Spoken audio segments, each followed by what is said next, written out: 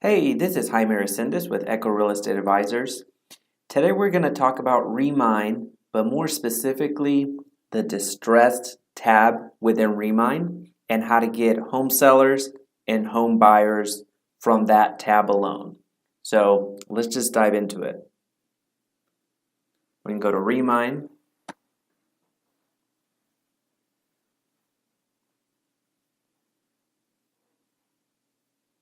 And oftentimes we may forget where to go to get the distressed deals. If you go to your left-hand side, depending on your display settings, this won't appear. For example, my display settings don't show the cash buyers, which essentially cash buyers are when a property was purchased, there's no registered mortgage taken out for that particular property. That's what a cash buyer is labeled as here. So these properties that you're seeing, it's not that they're actually cash buyers, it's that during the purchase of a property, there wasn't a registered mortgage that Remine could attach to the properties in and of itself. So right off the bat, I went on a rabbit hole, so my apologies. Let's go to the distressed deals.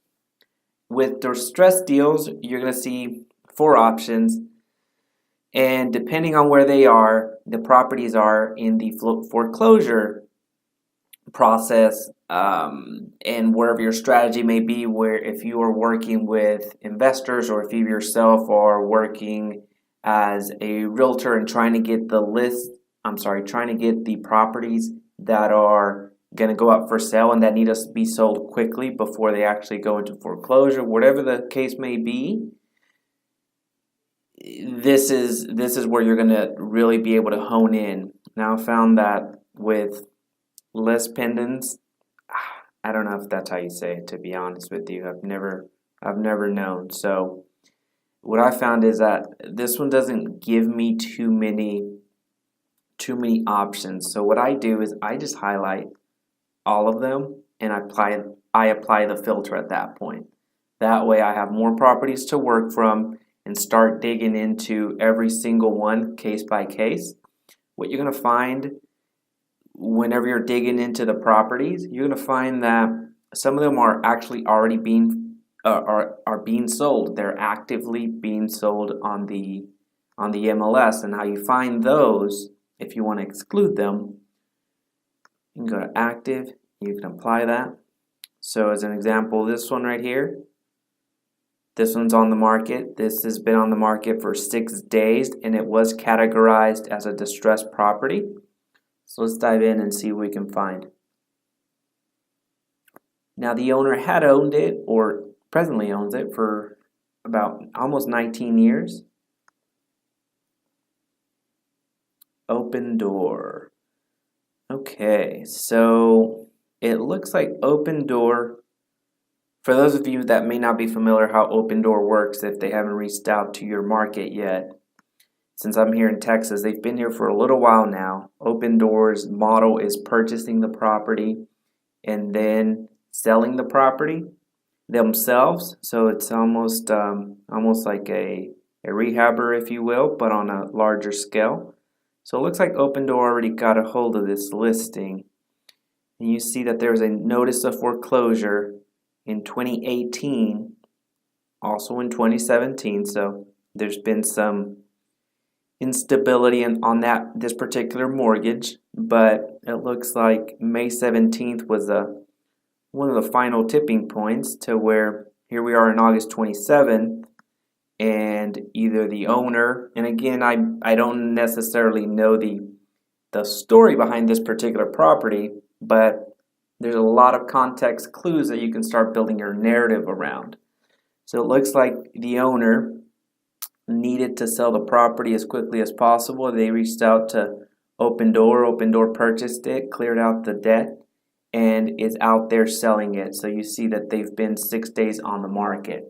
Now it looks like this hasn't been updated yet. So you're going to run into some properties that do that. However, what I really like about this particular software is that traditionally, if you were targeting distressed properties, you had to resort to buying the distressed property list, whether there were 90 days, 60 days, 30 days from having received the foreclosure notice.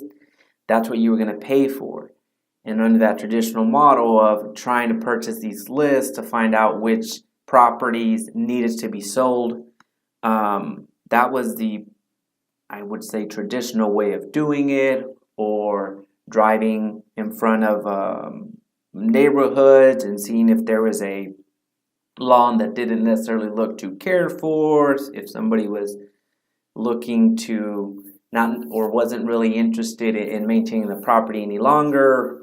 There's a lot of things, there's a lot of strategies that people were deploying, but the one that I'm most familiar with is purchasing the list of foreclosure, so essentially the foreclosure list, and or the free route going to the county website and waiting for that list to pop up and see which properties had received a default notice and were about to be auctioned off in the coming days or in the coming auction. So that was a traditional way of doing it, but with Remine, you get all of this information into the system, into your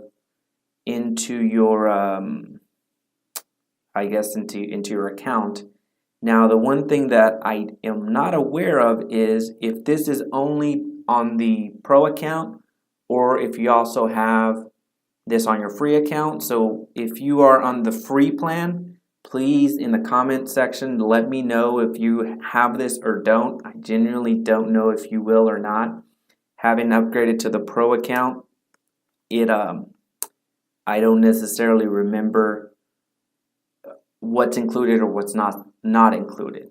So let me take this out and get back to other properties. Let's find some distressed properties and find some sellers and get some home buyers, and I'll show you how we do that. Did I click on this one? Seems to be different. Okay. Now it looks like this is an absentee owner. It's flagged as a distressed property. And let's get a bit more information. They received a notice of foreclosure in May. So we are here in September. So it's been several months and there hasn't been a change, or at least any that we can see. So I would actually click right through. Well, they don't have the information. If you're trying to reach out to them either by phone, which would typically be here, or the email, or if they had a Facebook associated to this account, you'd be able to click through straight to Facebook. You could reach out to them this way. But if you're more of the person that wants to do this face to face, you can certainly go to that address and see if there's any help that you can provide to them if they're still in the distressed status. Let's find another one that we can work with a little bit more. You're going to find sometimes that these properties, as you saw there, May 25th was when there was a change, or when this was flagged as a distressed property. Right now you don't have a date filter over here. I'm not necessarily certain if that's something that's in the work or not through Remine. I'm going to have to reach out and ask about that, but you're going to find that these distressed deals, they can date back, what was that, May? That was 4 months. I've seen some that have been about 5 months in April. So I don't necessarily know how far back they go.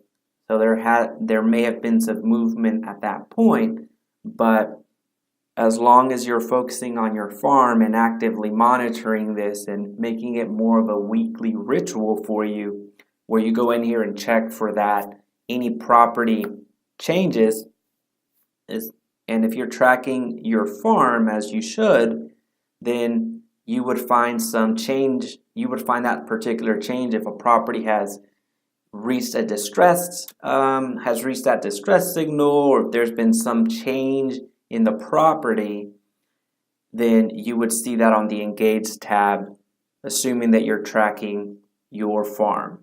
So that would be an easy indicator for you when you log in and see some status changes on the Engage tab.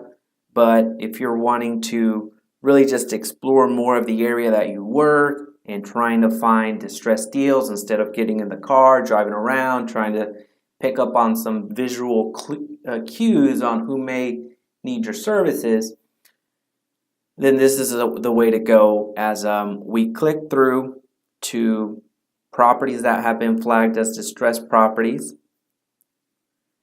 And we see here, we see the owner. Before I click through to the owner, I like to see down here, July 16th, we had a notice of foreclosure sale. And then there was another one in 2015, but looks like that one's not a factor anymore. So we would click through here. Unfortunately, this individual is on the do not call list, but you see several other associated properties. So there's a lot of things that you can infer with this, one of them being maybe they're investors, where you see the buy score being high. So I'm not necessarily certain what this person's profile may be, or if why this received a foreclosure notice on this particular property. Maybe some payments were behind and somebody forgot to make a payment. Whatever the case may be, you have just found and identified a potential home buyer, so essentially an investor for you.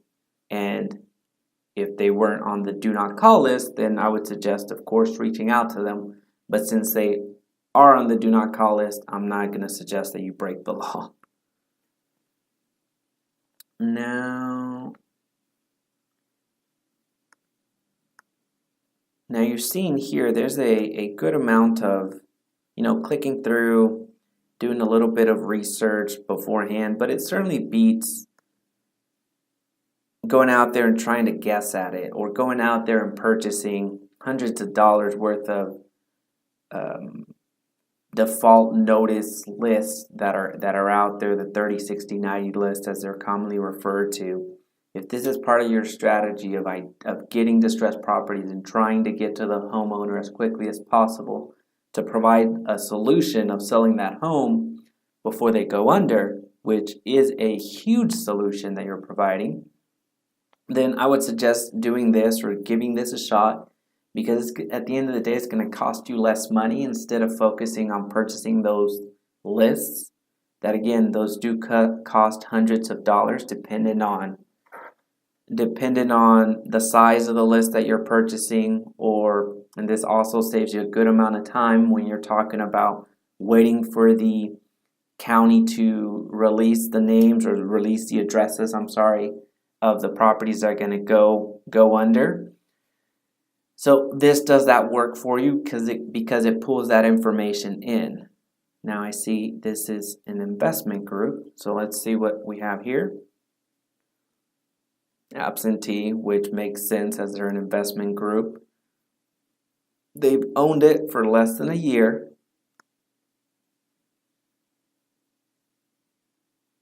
March 22nd, so you know what that could be. It could actually be that they have purchased it and it has updated with the county. So if you wanted to, you could then go over to the Tarrant County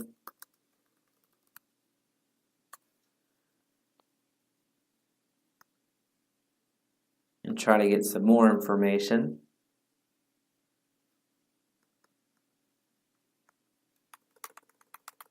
Well, we won't go through that because that could take a little while. So anyway, if you wanted to invest more time in researching what's going on here, although it looks like that was probably purchased already, you could certainly go to the county and start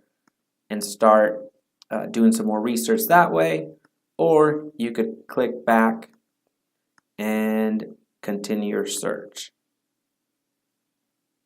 All right, there's a high sales score on this one. It's distressed. There's an owner. This owner has owned it for quite a bit. Let's see what type of notice we got. June 28th, we got a notice. January, we got a... So it looks like this one's going through the progression of actual foreclosure.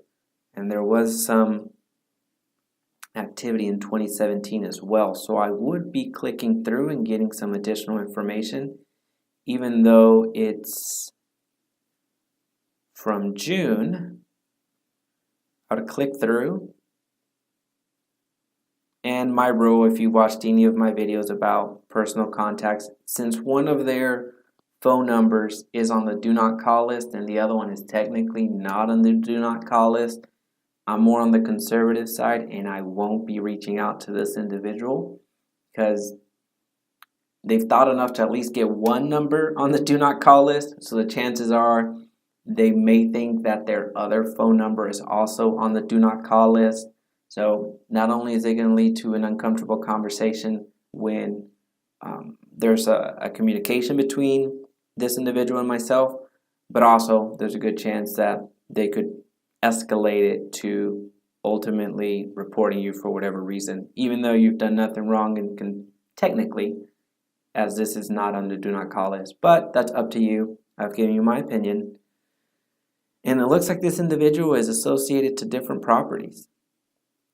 So we could also be looking at another investor, which makes sense that they have a high buy score. So if this wasn't there, then having a very general template script of reaching out to this person would be very advantageous, because you may have stumbled into somebody that may not be aware that this property is going to go under or has received a notice, or you may be talking to somebody that has multiple properties, which that's the case here, as you can see. So there's different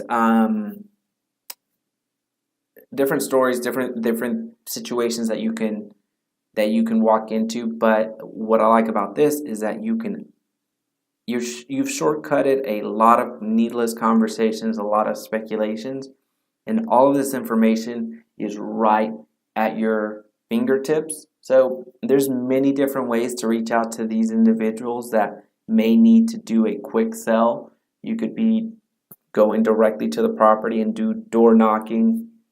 If they have the contact information, you could email them, call them, text them. The name is there, so you could try to do that whole Facebook stalking, essentially trying to reach out to the individual and provide a solution. People aren't going to necessarily broadcast that they are going through the foreclosure process or anything else like that for various reasons that I won't get too much into that, but you are providing a solution. You certainly don't want people to go through a foreclosure if they can avoid it. So you are providing that solution. I'll click through to this last one and see if we can find something a little bit more concrete. But this is part of it. This is what I do when I'm looking more for distressed properties. And notice of foreclosure, April 30th. And they've had another one here on October 13th. I'd click through. Unfortunately, they're on the do not call list, but you see more associated properties with this individual. So that, again, it could be a situation where they have multiple properties and one of them just kind of slipped behind and they weren't necessarily aware of it, or whatever the case may be. But you see here that this is very likely an investor that you may want to connect with and see if you can be of service in their future purchases. So again, more than anything, I wanted to highlight the distress tab that's commonly overlooked. Several reasons is that your display settings may actually not be showing it to you, so just know that it's there. And if this is only on the pro account or on the paid account, my apologies. That's why you'll commonly hear me say that going to the pro account is where it's at, but it's up to you if the free version, which allows you to track 100 properties, is enough for your needs. So outside of that, thanks so much, and I'll see you in the next video.